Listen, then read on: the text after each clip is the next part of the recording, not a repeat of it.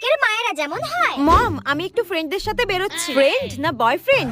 No mom, ওরকম কিছুই না। Just only friend. আপাতত ফ্রেন্ডই রয়েছি আমরা। দেখো বেটা, তুমি যদি কোনো রিলেশনে এগো সবার আগে কিন্তু আমাকে বলবে। অফ কোর্স মম, আমি যদি কোনো রিলেশনে এগোই অবশ্যই তোমাকে সবার ফার্স্টে জানাবো। বাই বেটা।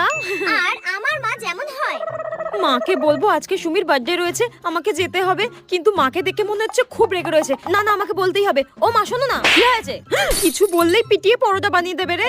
বলছি যে আজকে না সুমির বার্থডে, তো ও বলছিল কি যে আজকে একটা ছোটখাটো পার্টি দেবে। তো মা, যাবো? কোথাও যাওয়া হবে না তোর, চুপচাপ ঘরে গিয়ে পড়তে বস। আরে আমি 10টার মধ্যেই চলে আসবো। আমার তো বাকি বন্ধুরা ওদের বাড়িতেই আজকে নাইটে থাকবে। সবাই যা করছে তোকে তাই করতে হবে। সবাই যদি রাত্রে ওদের বাড়িতে আগুন লাগিয়ে দেয়, তুইও তাই করবি?